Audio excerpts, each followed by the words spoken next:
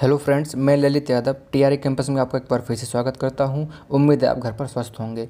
हम भारत के भूगोल से विभिन्न परीक्षाओं में पूछे गए प्रश्नों का चैप्टर वाइज सीरीज चला रहे हैं। उम्मीद है आपको सीरीज पसंद आ रही होगी। यदि आप वीडियो पसंद आती है तो वीडियो को लाइक, शेयर और कमेंट करना न भूलें। तो चलिए बिना टाइम गवाए वीडियो शुरू करते हैं। यदि आप इनमें से किसी भी एग्जाम की तैयारी कर रहे हैं तो ये सीरीज आपके लिए बहुत ज़्यादा फायदेमंद होगी। चलिए आगे बढ़ते हैं। इस वीडियो में हम भारत का अपवाह तंत्र से विभिन्न परीक्षाओं में पूछे गए महत्वपूर्ण प्रश्नों पर चर्चा करेंगे। उम्मीद है आपको वीडियो पसंद आएगी। चलिए बिना किसी देर के पहला क्वेश्चन देखते हैं। निम्न में से कौन सी नदी ज्वार नदमुख बनाती है? यानी कि ऐसी कौन सी नदी है जो ज्वार नदमुख बनाती है? तो जो इसका सही उत्तर हो जाएगा, सही उत्तर है आपका ताप्ती। चलिए मैं आपको थोड़ा समझाता हूँ। देखिए, ये आपको पता है कि हमारा प्रायद्वीपीय भारत है। अगर आपने ज्योग्राफी पढ़ी होगी तो आपको पता होगा कि हमारी जो ज़्यादातर नदियाँ हैं वो किधर गिरती हैं? बंगाल की खाड़ी में गिरती हैं। लेकिन दो नदियाँ ऐसी हैं जो पूर्व से पश्चिम की दिशा में बहती हैं। ठीक है, इस तरह से यहाँ पर एक है नर्मदा, दूसरी होगी ताप्ती। अच्छा, जो बंगाल की खाड़ी में गिरती हैं वो सारी क्या बनाती हैं? वो डेल्टा का निर्माण करती हैं। और जो नदियाँ अरब सागर में गिरती हैं वो क्या बनाती हैं? वो एस्चुरी या ज्वार नदमुख का निर्माण करती हैं। तो इसका सही उत्तर हो जाएगा ऑप्शन नंबर 2, ताप्ती। ठीक है। अच्छा, आपसे ये क्वेश्चन और पूछ लेगा कि कौन सी दो नदियां हैं जो पूरब से पश्चिम दिशा में बहती हैं? तो एक हो जाएगा आपका नर्मदा और दूसरी हो जाएगी आपकी ताप्ती। चलिए अगला क्वेश्चन देखते हैं।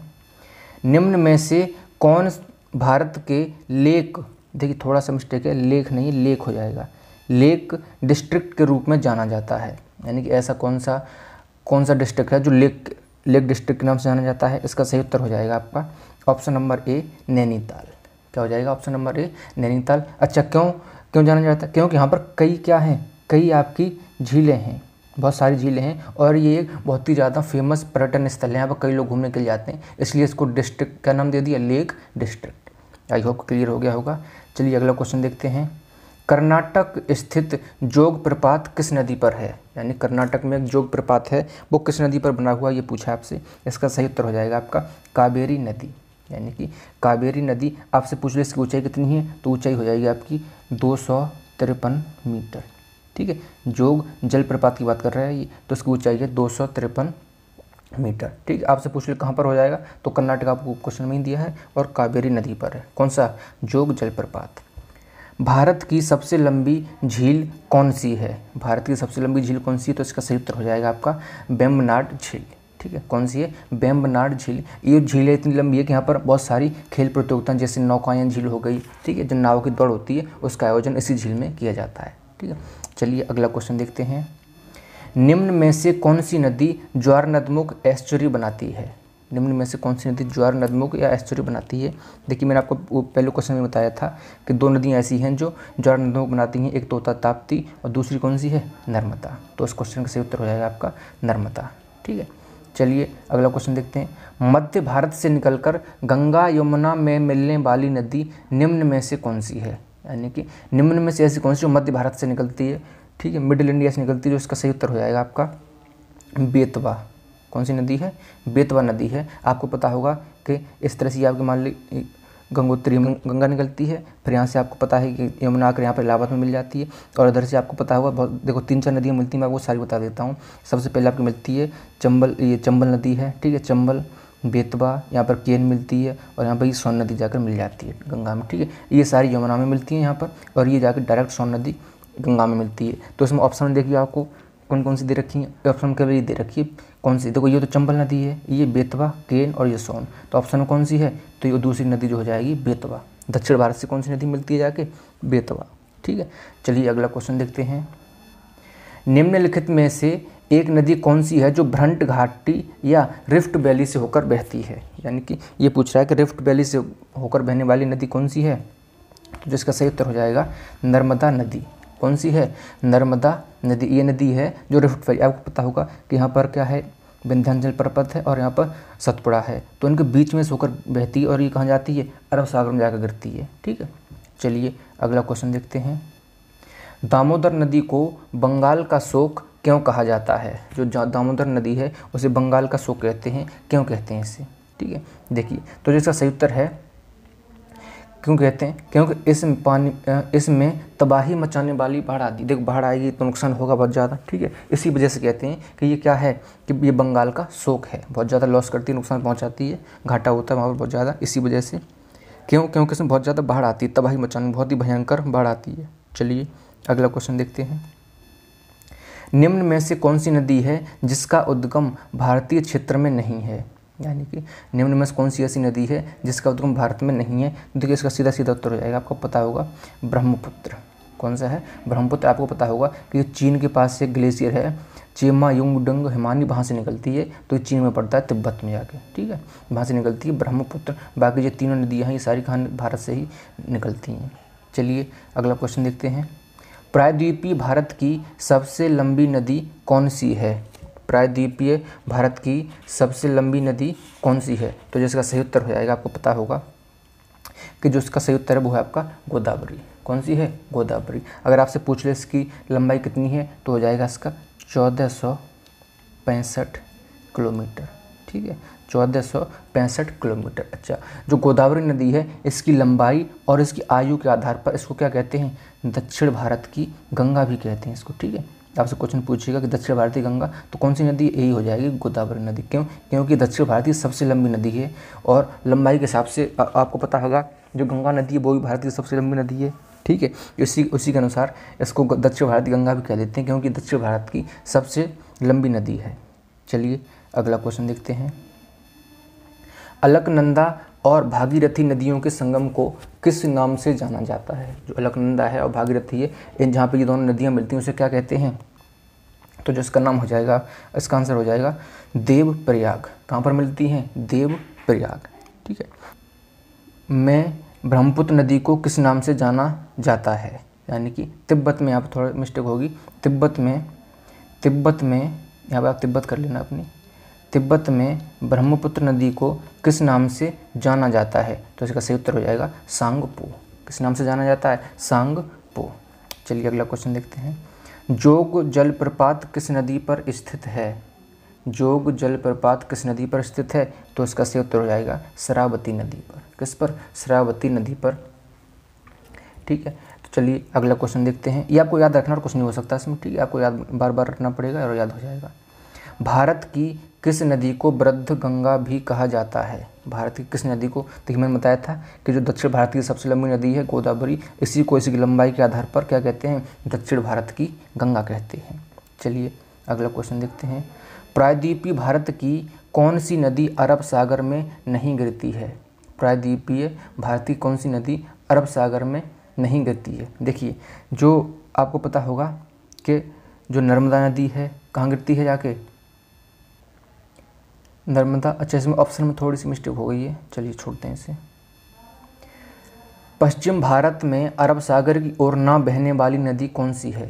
यानी कि पश्चिम भारत में ऐसी नदी कौन सी है जो अरब सागर की ओर ना बहती हो? ठीक है, देखिए तो आपको पता होगा इसका उत्तर। जो नर्मदा है वो भी कहाँ जाती है? जो नर्मदा नदी है वो भी आपकी जाती है अरब सागर में, ताप्ती भी जाती है। और जो पेरियार नदी, देखो हो सकता है आपको कन्फ्यूजन हो थोड़ा सा, तो ये जो नदियां हैं ना नर्मदा और ताप्ती, ये पूरब से पश्चिम बहती हैं, और जो पेरियार नदी है ये उत्तर से दक्षिण में आकर गिरती इधर ही है, ठीक है। ये मान लीजिए अगर आपका अरब सागर में मान लूँ तो ये दोनों नदियाँ कौन सी, नर्मदा और ताप्ती, ये पूरब से पश्चिम की ओर बहती हैं। और जो ऊपर से एक नदी आती है कौन सी है, पेरियार नदी, ये ऊपर से आती है, ठीक है। तो थोड़ा सा कन्फ्यूजन हो सकता है, तो जो इसका सही उत्तर हो जाएगा वो हो जाएगा आपका कावेरी नदी। जो कावेरी नदी है ये जाती है अरब सागर में गिरती है, ठीक है। तो ये इस क्वेश्चन का सही आंसर है चौथा ऑप्शन, कावेरी नदी। बाकी तीनों नदियाँ अरब सागर में गिरती हैं, आप ऐसे याद रखेंगे, ठीक है। चलिए अगला क्वेश्चन देखते हैं। निम्न में से किस नदी का उद्गम भारत से बाहर है?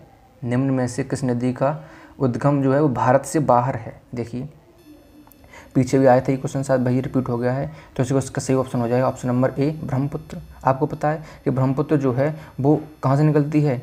ये चीन में एक जगह है, तिब्बत में निकलती है, चेमायुंगडंग हिमानी से। बाद बाकी तीनों नदियाँ भारत में ही निकलती हैं। चलिए अगला क्वेश्चन देखते हैं। निम्न में से कौन सी नदी रिफ्ट घाटी में होकर बहती है? ठीक है, देखिए आपको इसमें कन्फ्यूजन नहीं होना, आपको पता दो नदियाँ बहती हैं, एक हो गया आपकी नर्मदा और दूसरी कौन सी है, ताप्ती। ये दोनों नदियाँ कहाँ से बहती हैं? रिफ्ट वैली से होकर। तो इसका सही उत्तर हो जाएगा ताप्ती, ठीक है। नर्मदा और ताप्ती दो हैं इस ऑप्शन में, केवल ताप्ती दिया तो वही सही उत्तर हो जाएगा। और आपको पता होगा कि जो गोदावरी उसे हम दक्षिण भारत की गंगा कहते हैं। चलिए अगला क्वेश्चन देखते हैं। ब्रह्मपुत्र नदी निम्न में से किस हिमनद से निकलती है? जो ब्रह्मपुत्र नदी है वो किस हिमनद से निकलती है? तो जो उसका सही उत्तर हो जाएगा चेमायुंगडोंग। कहाँ से निकलती है? चेमायुंगडोंग। ठीक है, ये तीसरी बार बता रहा हूँ, आपको भूलना नहीं है अब। चलिए अगला क्वेश्चन देखते हैं। निम्न में से किस नदी के संबंध में मध्य प्रदेश, महाराष्ट्र और गुजरात का विवाद चल रहा है? मतलब ऐसी कौन सी नदी है जिस पर इन तीनों राज्यों में मतभेद है, विवाद है पानी को लेकर? तो जिसका सही उत्तर हो जाएगा नर्मदा। यानी जो नर्मदा नदी है उन तीनों राज्यों में पानी को लेकर विवाद है कि हम यूज़ करेंगे या हमें यूज़ करने, इस तरह से आपस में विवाद है तीनों राज्यों में। चलिए अगला क्वेश्चन देखते हैं। बंगाल की खाड़ी में मिलते समय ब्रह्मपुत्र का नाम क्या हो जाता है? देखिए जब जो ब्रह्मपुत्र नदी है जब वो कहाँ पे मिलती है? बंगाल की खाड़ी में मिलते समय, जब बंगाल की खाड़ी से मिलती है उससे पहले उसका नाम क्या हो जाता है? तो ये हो जाता है आपका मेघना। अच्छा, आपको थोड़ा सा कन्फ्यूजन होगा, मैं आपको पूरा बता देता हूँ। देखिए ये यहाँ पर मान लीजिए चेमायुंगडोंग हमारे से निकलती है, ब्रह्मपुत्र तो भारत में आ गई है, ठीक है, इस तरह से। अब यहाँ पर बांग्लादेश की बाउंड्री है, जब ये भारत से बांग्लादेश में जाती है तो यहाँ पर इसका नाम हो जाता है जमुना। और इधर से आपको पता होगा गंगा आती है, गंगा जब बांग्लादेश में प्रवेश करती है तो इसका नाम क्या हो जाता है? पद्मा। जब जमुना और पद्मा दोनों मिलते हैं तो यहाँ से इसका नाम हो जाता है आगे चल के मेघना। ठीक है, क्या नाम हो जाता है? और मेघना जाके मिलती है, ठीक है, अरब सागर में। ऐसे याद रखेंगे आप। यहाँ पर मान लीजिए आपका अरब सागर है ये, ठीक है। आई होप कि आपको क्लियर हो गया होगा। चलिए अगला क्वेश्चन देखते हैं। निम्न में से कौन सी नदी अपना रास्ता बदलने के लिए कुख्यात है? यानी कि ऐसी कौन सी नदी है जो रास्ता बदल लेती है, कुख्यात है? इसका सही उत्तर हो जाएगा ऑप्शन नंबर दूसरा, कोसी। जो कोसी नदी है वो क्या है? गंगा की सहायक नदी है और ये माउंट एवरेस्ट के पास से निकलती है, ठीक है। और ये नेपाल होते हुए कहाँ पर? बिहार में प्रवेश करती है।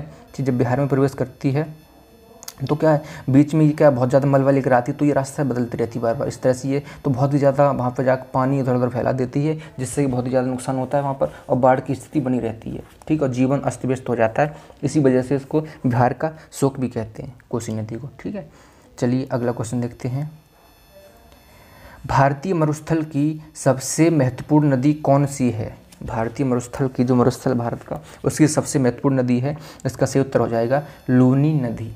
लूनी नदी, इस नदी की खासियत ये है कि ये पूरी तरह से भारत में निकलती है और भारत में ही जाकर विलुप्त हो जाती है, कहीं बाहर किसी सागर से नहीं मिल पाती है। दूसरी खासियत इसकी ये है कि ना तो ये किसी बड़े ग्लेशियर से, हिमनद से निकलती है और ना ही किसी में, ये आपको पता होगा बंगाल में, जो गुजरात में जो कच्छ है, कच्छ के रण में जाकर ये विलुप्त हो जाती है, ठीक है। ये इसकी दो खासियत मैंने आपको बता दी। चलिए अगला क्वेश्चन देखते हैं। नासिक किस नदी के किनारे बसा हुआ है? जो नासिक है वो किस नदी के किनारे बसा हुआ है? तो इसका सही उत्तर हो जाएगा आपका गोदावरी। क्या हो जाएगा? गोदावरी, ठीक है। ये नासिक के पास से निकलती गोदावरी और इसकी लेंथ आपको बता चुका हूँ 1465 किलोमीटर, ठीक है। और इसी को दक्षिण भारत की गंगा भी कहते हैं। चलिए अगला क्वेश्चन देखते हैं। श्रीनगर किस नदी के किनारे बसा हुआ है? श्रीनगर किस नदी के किनारे बसा हुआ? तो इसका सही उत्तर हो जाएगा झेलम।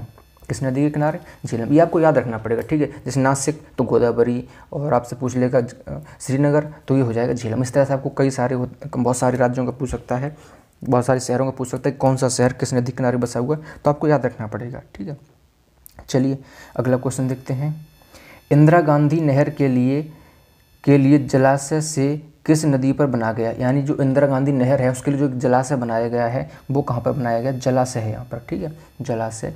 तो जो इसका जो जलाशय बनाया गया इसका सही उत्तर हो जाएगा आपका सतलज। किस नदी पर बनाया गया? सतलज। ये जो सतलज नदी पर जो जलाशय बना है इससे क्या होता है, जो राजस्थान है ना, राजस्थान के इलाके में सिंचाई के लिए पानी की व्यवस्था की जाती है, ठीक है, सिंचाई के लिए।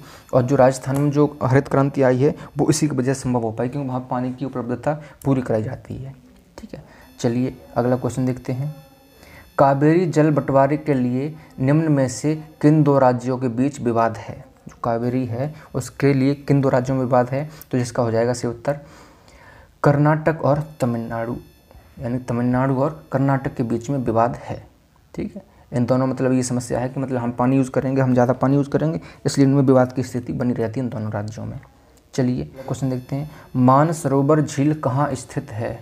मानसरोवर जो झील है वो कहाँ स्थित है? तो जिसका सही उत्तर हो जाएगा आपका तिब्बत। कहाँ पर है? तिब्बत में, चीन में पड़ता है तिब्बत, वहाँ पर है। चलिए अगला क्वेश्चन देखते हैं। हीराकुंड बांध किस नदी पर बनाया गया है? जो हीराकुंड बांध है वो किस नदी पर बनाया गया है? तो इसका सही उत्तर हो जाएगा आपका महानदी। क्या हो जाएगा? महानदी। आपको बता दूं, देखिए एक ये है अमरकंटक की चोटी, यहाँ से 3 नदियाँ निकलती हैं, 3 अलग अलग दिशाओं में जाती हैं। एक नदी निकलती है नर्मदा, जो कहाँ जाती है आपकी अरब सागर में, इधर से निकलती है महानदी जो बंगाल की खाड़ी में, और एक नदी निकलती है सोन जो आगे चलकर गंगा में मिल जाती है। ठीक है, चलिए अगला क्वेश्चन देखते हैं। भारत के किस भाग में नहर सिंचाई पद्धति सबसे अधिक प्रचलित है? कौन सा ऐसा राज्य है जहाँ पर नहरों के द्वारा जो सिंचाई है वो सबसे अधिक भूभाग पर की जाती है? तो इसका सही उत्तर हो जाएगा, ये है आपका उत्तर प्रदेश। आपको पता होगा उत्तर प्रदेश वैसे ही बहुत बड़ा राज्य है, यहाँ पर खेती भी काफ़ी बड़ी मात्रा में की जाती है। तो जो सिंचाई ये होती है नहरों के द्वारा वो सबसे ज़्यादा यूपी में, उत्तर प्रदेश में की जाती है। चलिए अगला क्वेश्चन देखते हैं। भारत की सबसे बड़ी सिंचाई नहर का नाम क्या है? भारत की सबसे बड़ी सिंचाई नहर है, उसका नाम क्या है? तो इसका नाम हो जाएगा आपका इंदिरा गांधी नहर। चलिए अगला क्वेश्चन देखते हैं। नर्मदा नदी किस स्थान से उत्पन्न होती है? जो नर्मदा नदी है वो किस स्थान से उत्पन्न होती है नर्मदा नदी?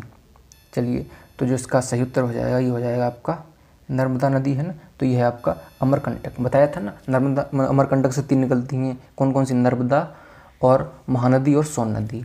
चलिए अगला क्वेश्चन देखते हैं। भारत में सबसे ऊंचा बांध भाखड़ा किस नदी पर बना है? भारत का जो सबसे ऊंचा बांध है भाखड़ा नाखल बांध, वो किस नदी पर बना हुआ है? ये पूछा है इस क्वेश्चन में आपका। ठीक है, तो जो इसका सही उत्तर हो जाएगा वो हो जाएगा आपका सतलज। किस नदी पर है? सतलज नदी पर बना हुआ है। ठीक है, चलिए अगला क्वेश्चन देखते हैं। निम्न में से किस नदी को भारत की राष्ट्रीय नदी घोषित किया गया है? यानी कि जो भारत की राष्ट्रीय नदी कौन सी है? तो यह आपका सही उत्तर है आपका गंगा। ठीक है, आपसे पूछे गंगा को राष्ट्रीय नदी कब बनाया गया था? तो ये बनाया गया था 2008 में। आपसे पूछ ले भारत की सबसे लंबी नदी कौन सी है? गंगा। इसकी लंबाई कितनी है? तो हो जाएगा आपका 25 किलोमीटर। ठीक है, चलिए अगला क्वेश्चन देखते हैं। सतपुड़ा और विंध्याचल के बीच निम्न में से कौन सी नदी बहती है? सतपुड़ा और जो विंध्याचल में से कौन सी नदी बहती है? तो इसका सही उत्तर हो जाएगा आपका नर्मदा। कौन सी है? नर्मदा, इसका सही उत्तर हो जाएगा। प्रायद्वीपीय भारत की एकमात्र 12मासी नदी कौन सी है? एकमात्र 12मासी नदी कौन सी है? तो 12मासी नदी मतलब होगा इसमें मतलब हमेशा पानी भरा रहता हो। ठीक है, 12मासी मतलब 12 मास इसमें पानी भरा रहता हो, कभी खाली ना होती हो। तो जिसका सही उत्तर है वो हो जाएगा आपका कावेरी नदी। प्रायद्वीपीय भारत की एकमात्र 12मासी नदी कावेरी है। ठीक है, निम्न में से कौन सी नदी का उद्गम नेपाल में है और उन्हें गंगा नदी में आकर मिल जाती है? यानी कि निम्न में से ऐसी कौन सी नदी का उद्गम है जो नेपाल में है और वो गंगा में आकर मिलती है? तो जो इसका सही उत्तर हो जाएगा आपका, ये है आपकी कोसी नदी। कौन सी नदी है? कोसी नदी। ठीक है, आई होप कि आपको क्लियर हो गया होगा। चलिए अगला क्वेश्चन देखते हैं। अच्छा, ये अंतिम क्वेश्चन था। अगर आपको वीडियो पसंद आई हो तो वीडियो को लाइक, शेयर और कमेंट करके जरूर बताएं, और चैनल को सब्सक्राइब करना ना भूलें। और आप वीडियो को थोड़ा शेयर भी कर दिया करो। ठीक है, पूरी वीडियो देखने के लिए बहुत बहुत धन्यवाद।